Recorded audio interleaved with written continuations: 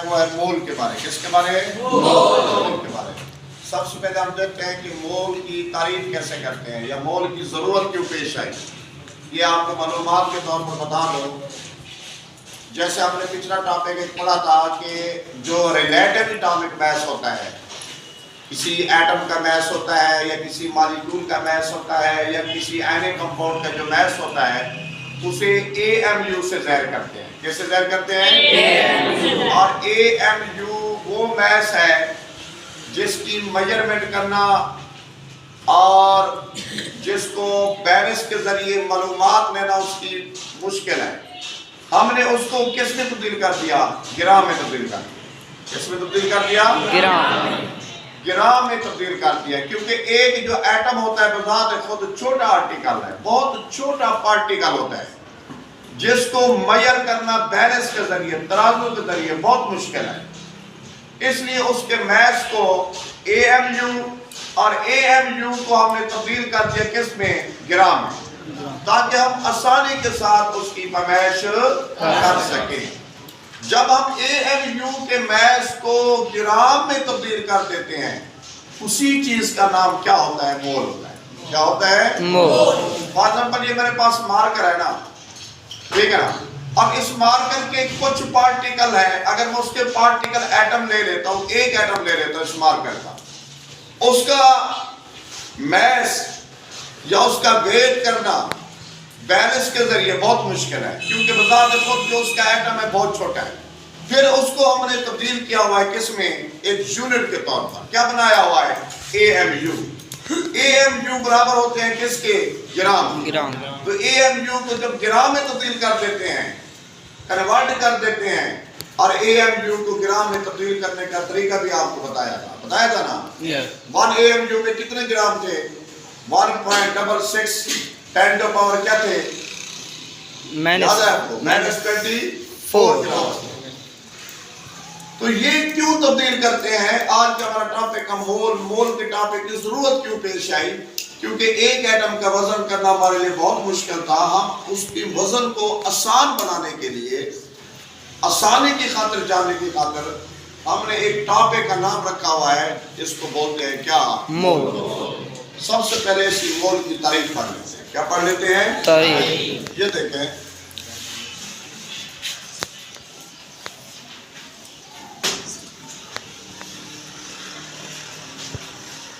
इसी शाय के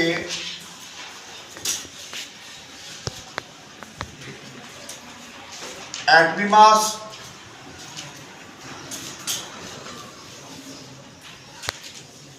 molecular mass और फार्मूला मास को ग्राम में ज़ाहिर करने को मोल कहते हैं।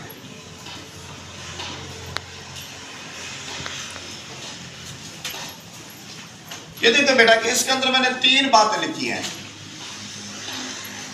Atomic mass, molecular mass, formula mass.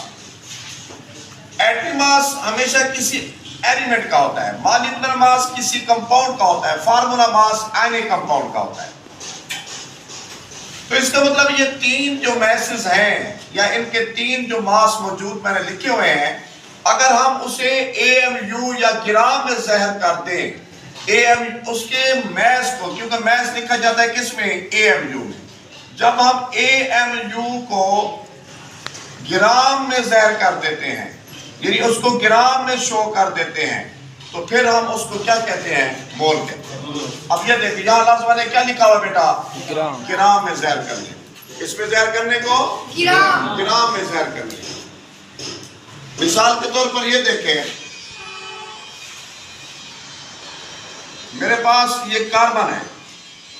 अगर मैं कह दूं कि बेटा इसका जो मास है ये 12 ग्राम है, तो ये 12 ग्राम इज इक्वल टू क्या है? 1 मोल के बराबर है। 1 मोल के बराबर है। कार्बन के जो 12 ग्राम है 1 मोल के बराबर है। अब इस मैंने 12 के साथ ग्राम क्यों लगाया है? क्योंकि ग्राम में ज़ाहिर करने से हम उसे क्या बोलते हैं? मोल। अब देखिए इसी तरह हमारे पास हाइड्रोजन है, उसका हमने जो मैस लिया हुआ 1.00 क्या 8 AMU। अब हम AMU को तब्दील कर देंगे ग्राम में। 1.008 ग्राम अगर लिख लें तो ये कितने मोल के बराबर हो जाएगा? ये 1 मोल के बराबर हो जाएगा। किसके बराबर हो जाएगा? 1 मोल। तो आपने किसी भी एलिमेंट के जो मैस है AMU उसको ग्राम में अगर तब्दील कर देते हैं फार्मूले के मुताबिक तो उसे हम क्या बोलते हैं? मोल कहते हैं। अब देखो हमारे पास वाटर है, वाटर का जो मैस है, जो मॉलिक्यूलर मैस बनता है वो कितना बनता है? 18। 2 हाइड्रोजन का और 16 किसका? ऑक्सीजन। अब इसके साथ आप क्या लगा दो? ग्राम। जी का मतलब क्या है? ग्राम। ग्राम। जब ग्राम में ज़ाहिर करोगे तो भी किसके बराबर हो जाएगा? 1 मोल के बराबर हो जाएगा। किसके बराबर हो जाएगा? 1 मोल के। तो अब बात ये खत्म करते हैं। यहाँ पर मैं आपको समझाने की कोशिश करता हूँ। तारीफ समझाई है मैंने, डेफिनेशन समझाई है। किसी भी चीज का एटॉमिक मास हो या मॉलिक्यूलर मास हो या फार्मूला मास हो। फार्मूला मास Na कंपाउंड का होता है, मॉलिक्यूलर मास किसी मॉलिक्यूल का या कंपाउंड का होता है, एटॉमिक मास किसी एक एलिमेंट का होता है। इन तमाम को किस में ज़हर करते हैं? ग्राम में। अगर ज़हर करते हैं, जैसे मैंने ग्राम में ज़हर किया है, तो उसे हम किसका नाम देते हैं? मोल का नाम देते हैं। अब एक बात आपको समझा दूं कि मोल मालूम कैसे करते हैं। ये बात भी मालूम होनी चाहिए आप लोगों को कि किसी भी शय का जो 1 मोल होता है वो मालूम कैसे करते हैं। फार्मूला क्या है? मोल जो बराबर होता है दिया हुआ मास किसका? किसी चीज का भी हो सकता है, मोलर मास, यानी किसी शय का दिया हुआ मास और उसका मोलर मास पे तकसीम कर दें कि जो भी जवाब आएगा, रिजल्ट आएगा, वो क्या कहलाएगा? मोल कहलाएगा। क्या कहलाएगा बच्चों? मोल कहलाएगा। फॉर एग्जाम्पल ये देखें, अगर मैं आपको कह दूं कि मेरे पास कार्बन डाइऑक्साइड गैस 22 ग्राम मौजूद है, तो ये बच्चे बताओ कि इसके मोल कितने बनेंगे? तो फार्मूले अगर ऊपर वाले फार्मूले के मुताबिक इसका रिजल्ट निकालें तो मोल बराबर है दिया हुआ मास कितना दिया बच्चों? 22 है। 22 ग्राम। ग्राम में ज़हर करना है, किलोग्राम में ज़हर नहीं करना। दोबारा रिपीट कर दो इस बात को। अच्छा, इसका मोलर मैस आप खुद मालूम करें। एक कार्बन का कितना होता है बताओ? एक कार्बन का मैस, एक कार्बन का मैस मैंने कितना याद करा? 12। यस 12। तो O2 का, एक ऑक्सीजन का कितना है? 16 है।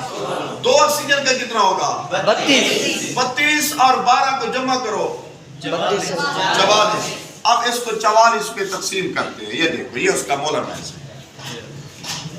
जो 1 मोल का मैस है वो 44 है, लेकिन मैंने जो उसका मैस दिया है वो कितना दिया है? 22।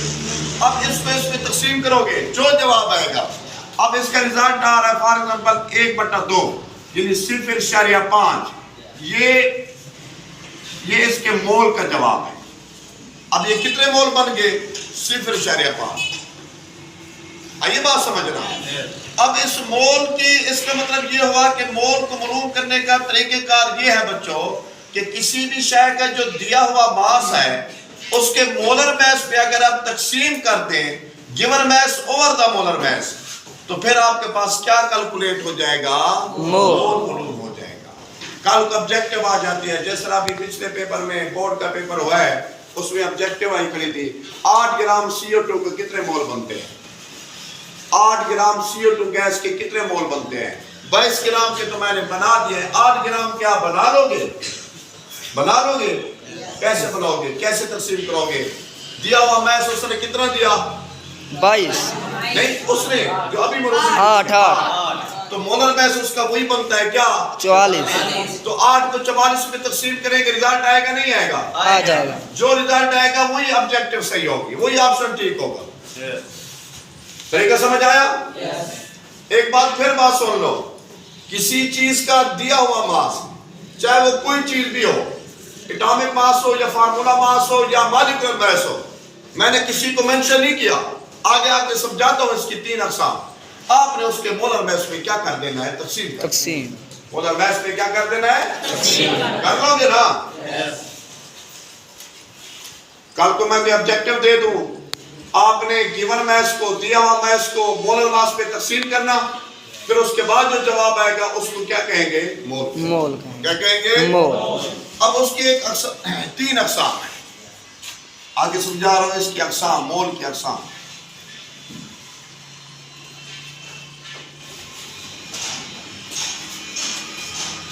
टाइप्स।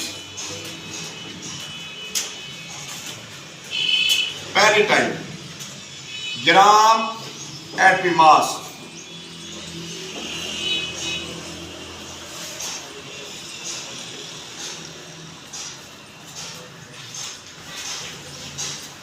किसी एलिमेंट के एटमी मास को ग्राम में ज़हर करने को ग्राम एटमी मास कहते हैं।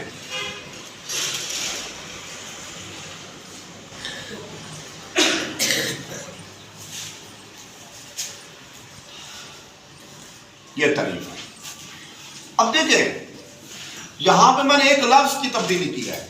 तारीफ ये देखें, यहां लिखा था किसी शय का atomic mass, molecular mass, formula mass, मैंने इन 2 चीजों को छोड़ दिया है। मैंने ये अभी है, मैंने कहा किसी एटॉमिक मास को किस में ज़हर करें? ग्राम। तो यहां पे क्या लिखा? ग्राम एटमी मास। तो ग्राम एटमी मास क्या चीज होती है? ये मोल की एक टाइप है, मोल की एक किस्म है। तो मोल की जो पहली जो किस्म है वो ग्राम एटॉमिक मास है, या ग्राम एटमी मास कहते हैं, या ग्राम एटॉमिक मास लिखते हैं, या ग्राम एटमी मास लिखते हैं। अब देखो, किसी एलिमेंट का एटॉमिक मास हमेशा किसका होता है? एलिमेंट का होता है। किसी एलिमेंट के एटॉमिक मास को किस में ज़हर कर दें? ग्राम में ज़हर कर दें। अब एक एलिमेंट लेता हूं, मिसाल के तौर पर मेरे पास मैग्नीशियम है, इसका एटॉमिक मास पता है कितना होता है बेटा? एक मैग्नीशियम का एटॉमिक मास कितना होता है? 24। उसको मैंने किस में ज़हर कर दिया? ग्राम में। ग्राम में। आप बेशक उर्दू में लिखना चाहते हैं, यहाँ पे जी अलामत नहीं लगाना चाहते, ग्राम लगा। ये देखिए, जब आप 24 ग्राम लिखेंगे बेटा, तो ये बन जाएगा 1 मोल के बराबर हो जाएगा। इसी तरीके से कार्बन में लेकर आओ, अगर कार्बन में 6 ग्राम लिख लो, बताओ कितने मोल होगा? ये थोड़ा सा सोच समझ के जवाब देना। मैंने अभी मालूम करने का तरीका भी समझाया था। कार्बन कितने ग्राम दिया है? 6 को कितने में तकसीम करोगे? 44 में तकसीम करोगे। एक कार्बन का मैच 44 होता है। एक कार्बन का मोलर मैच 44 होगा, 12 होगा। 6 को 12 पे तकसीम करोगे, जवाब क्या आएगा? 2। 6 को 12 पे तकसीम करो, जवाब 2 होता है, या 12 को 6 पे तकसीम करो, जवाब 2 आता है। भाई 6 और 12 है। अब बताओ क्या जवाब आएगा? ये देखो, अब बताओ रिजल्ट क्या होगा? इशारिया। हाँ, 0.5 होगा। 6 को जब 12 पे तकसीम करोगे 1/2 नहीं आएगा। 1 को 2 पे डिवाइड करोगे, क्या जवाब आएगा? 0.5। इसका मतलब है ये 6 ग्राम जो कार्बन होती है वो कितने मोल के बराबर है? 0.5 मोल के बराबर है। कितने के बराबर है? 0.5। अच्छा, कैसे रिजल्ट आया? मैंने दिया हुआ मास इसका कितना दिया है? 6 ग्राम। अच्छा, ये 1 के कैसे बराबर आया? चलो ये बता दो, ये 1 के बराबर कैसे आया? मैग्नीशियम का जो मोलर मास है वो भी 24 है, जो मैंने दिया है वो भी 24। तो 24 को 24 पे तकसीम करो, वो 0, तो 1 मोल के बराबर। अगर मैं मैग्नीशियम 24 ना देता, 10 ग्राम दे देता, तो आप क्या करते? 10 को किस पे तकसीम करते? 24 पे। जो भी जवाब आता यहाँ पे लिखते ना। यस। तो थोड़ा सा सोच समझ के आपने जवाब देना होता है। तवज्जो से बैठे, जो बात समझा रहा हूँ कि ये फार्मूला है, दिया हुआ मास बटा दिया हुआ मास को आपने तकसीम कर देना है किस पे? Molar mass. मोलर मास पे तकसीम कर देना। जो भी जवाब आएगा वो लिखना होता है यहाँ पे। अब उसके बाद दूसरी किस्म है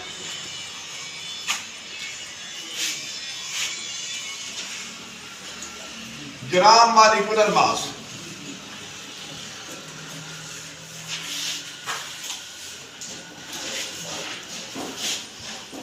अब बताओ यहां पर किस लफ्ज की तब्दील करूंगा? यहां एटॉमिक मास की जगह क्या लिखूंगा? एलिमेंट की जगह क्या लिखूं? मॉलिक्यूलर में से किसका? एलिमेंट की जगह या एलिमेंट्स या कंपाउंड लिखूंगा। क्या लिखूंगा? कंपाउंड लिखूंगा।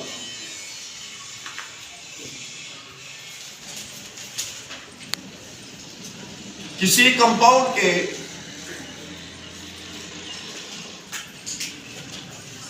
मॉलिक्यूलर मास को किस में ज़ाहिर करूं? बताओ। ग्राम में ज़ाहिर करूं। ग्राम में ज़ाहिर करने को ग्राम मॉलिक्यूलर मास कहते हैं। अब एक मॉलिक्यूल लेकर उसका मास आपने खुद मालूम करना है बेटा, तवज्जो से बैठे। मैं वाटर लेकर आऊं, वाटर अगर मैं 18 ग्राम लिख लूं तो इसके मोल कैसे बनेंगे? वाटर एक मॉलिक्यूल है, एक एलिमेंट नहीं है, ठीक है ना? ये मॉलिक्यूल है ना। अब ये 18 ग्राम बना, 18 ग्राम दिया हुआ मास मैंने 18 ग्राम दिया, तो इसका मोलर मास कितना बनता है? अपना मास इसका H2O का अपना मास मालूम करो कितना बनता है? H2 का कितना होता है? 2 तो O का 16 को 2 के साथ जमा करो 18 मैंने कितना दिया? वो भी 18 को 18 में तकसीम करो 1 मोल। इसका मतलब है ये मैं ये लिख सकता हूँ 1 मोल के बराबर है। अब मैं थोड़ी सी तब्दीली कर रहा हूँ, तवज्जो से बैठना। अगर मैं ये 9 ग्राम दे दूं, फिर अगर ये 9 ग्राम दे दूं, फिर 9 ग्राम दिया हुआ मास कितना है? 9 मोलर मास 18 9 को 18 पे तकसीम करो 9 को 18 पे तकसीम करो 0.5 मोल। उसके बाद है ग्राम फार्मूला मास। क्या बेटा? ग्राम फार्मूला मास सेम वही तारीफ होगी। क्या लिखेंगे? यहां सिर्फ कंपाउंड लिखा है, ये फार्मूला जहां फार्मूला मास का लफ्ज आ जाता है या फार्मूला यूनिट का लफ्ज आ जाता है, मैंने क्या पढ़ाया था? कौन सा कंपाउंड होते हैं? आयनिक कंपाउंड, ठीक है ना? किसी आयनिक कंपाउंड के मास को बल्कि फार्मूला मास लिख लें।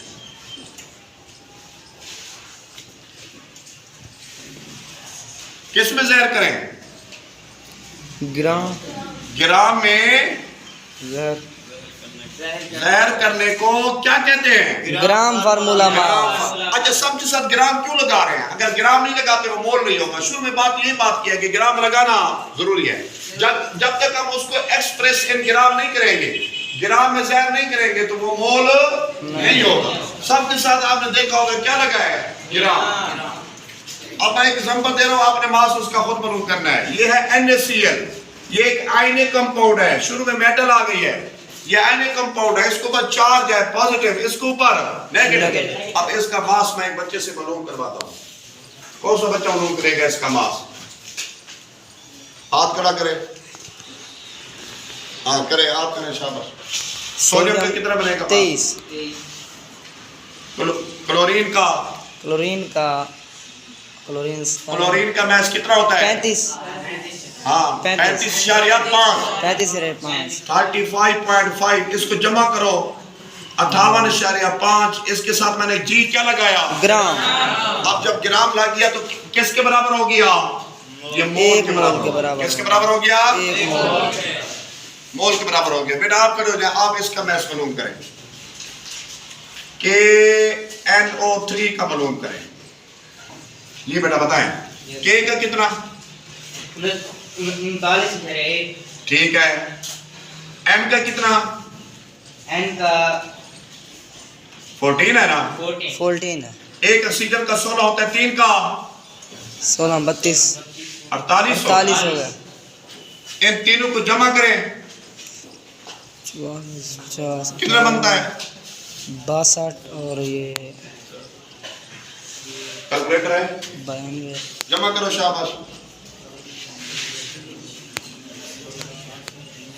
101 जी का मतलब क्या है? ग्राम। ग्राम लगाने से क्या बन गया? मोल, 1 मोल। मोल। अब बेटा इसके ये एनी कंपाउंड है क्योंकि इसके ऊपर चार्ज है, इसका मैस कितना है उसको मैंने किस में ज़हर किया? ग्राम। ग्राम में ज़हर करने से क्या बन गया? मोल। मोल बन गया। ये था आज का हमारा टॉपिक मोल के बारे में। याद रखना है कि मोल में किसी भी चीज का जो मैस होता है, चाहे वो एनी कंपाउंड का हो, चाहे वो मॉलिक्यूल का हो, चाहे वो एलिमेंट का हो, ज़हर किस में करना है? ग्राम में ज़हर। जब ग्राम में ज़हर करते हैं तो उसे क्या बोलते हैं? मोल।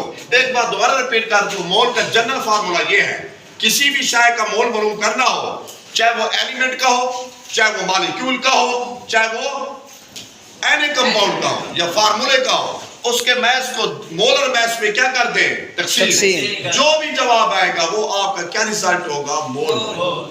कल को मोल मालूम करना पड़ जाए ना, आपको अगर कह दूं कि बेटा मैंने जो नमक इस्तेमाल किया, खाने वाला नमक NaCl 5 ग्राम मैंने यूज किया है, तो बताओ मैंने कितने मोल इस्तेमाल किया? तो आप फौरन कह सकते हैं जो 5 ग्राम सर आपने इस्तेमाल किया ना, आप 5 को तकसीम कर दें इसके मोलर मैस। इसका मोलर मैस कितना बनता है? 58.5 ग्राम। 5 को 58.5 में तकसीम करेंगे तो क्या आ जाएगा? जवाब। इसको हम क्या बोलते हैं? मोल। तो आप बताओ मोल कैसे मालूम करोगे? किस मैस को किस मैस में तकसीम करोगे? दिया हुआ मास को मोलर मास से रखेंगे। मोलर मास बटा मोलर मास। अगर दिया हुआ मास किसी एलिमेंट का होगा तो उसको क्या बोलेंगे? ग्राम एटमी मास या ग्राम फार्मूला मास? ग्राम एटमी मास। अगर दिया हुआ मास किसी एनी कंपाउंड का होगा तो वो कौन सा होगा? ग्राम फार्मूला। अगर दिया हुआ मास किसी मॉलिक्यूल का होगा तो वो क्या होगा? इसका मतलब है मोल की कितनी अक़साम पढ़ी है? 3 अक़साम पढ़ी है। सवाल समझ आ गया है? मोल मालूम करने का तरीका समझ आ जाएगा।